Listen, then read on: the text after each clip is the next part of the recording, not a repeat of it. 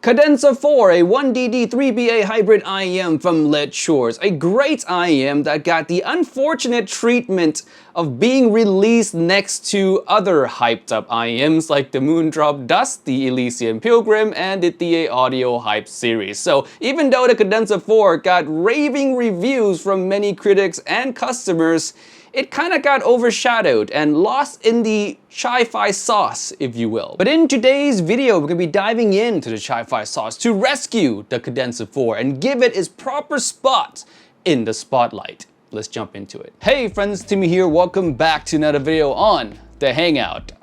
I'm gonna have to get used to saying that. But yes, today we have the Cadenza 4 by Letshuoer. Kind of, again, a forgotten child, if you will. But since you see it on this channel and on the Hangout.audio store, it means only one thing.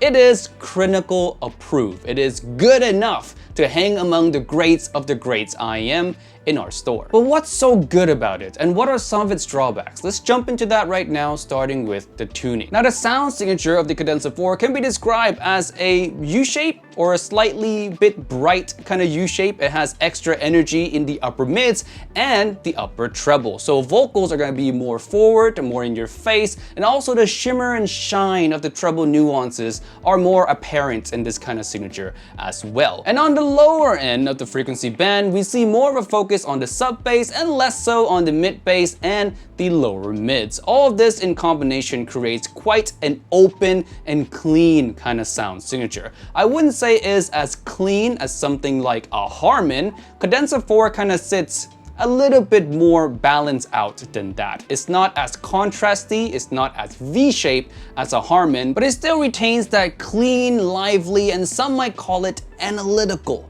kind of sound signature. And the one thing I like most about the Cadenza 4 is how well it executes on this more lively and bright sound signature. Because if you guys did not know, signature like this can go wrong pretty fast. For example, if you have too much treble, it could hurt the timbre of instruments and vocals, leading them to sound a bit dry and not as natural. The Cadenza 4 does not have that problem. Also, if you have peaky treble, then it can sound piercing and unlistenable.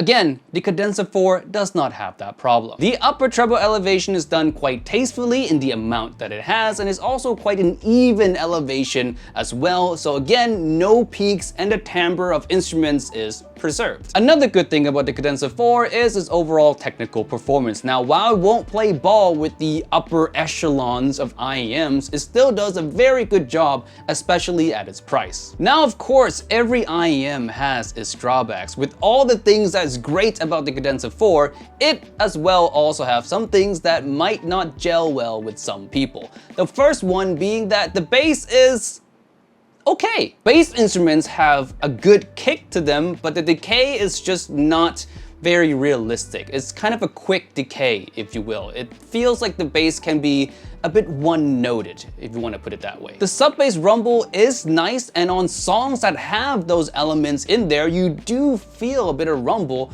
but it really does feel like it's secondary to everything else in the signatures, like the vocals and the treble nuances. And now let's get into the non-sound aspects of the Cadenza 4, starting with the shell, which is a 3D printed resin shell with an aluminum alloy CNC machined faceplate. Now, the build of this is pretty sturdy, and it feels sturdier than other more common 3D printed resin shells that are on the market. And the one other thing I like about the shell is the fact that it's not really bulky. So a lot of people are going to be able to fit this IEM more comfortably. Now, if you do have extra small ears, then you might want to try this IEM out first before you buy still, because even though it's not bulky, it is a bit on the wider side. When it comes to accessories, we have a modular cable with an L-shaped termination, 3.5, 4.4, and 2.5 termination options, 2 different types of ear tips, both of which come in 3 different sizes, and last but not least, a plastic threaded hockey puck style carrying case that's lined on the inside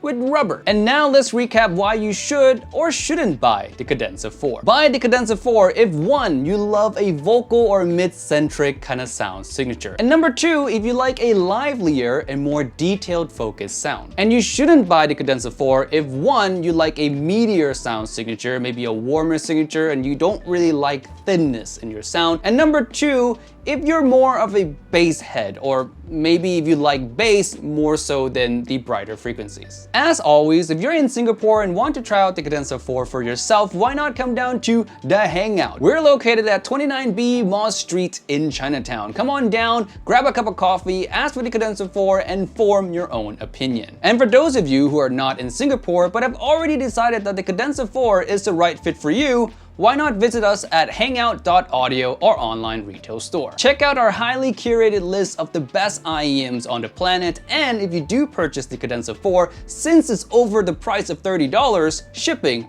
is free. Conditions applied. And remember friends, if it's not on the list, it doesn't exist. See you next week.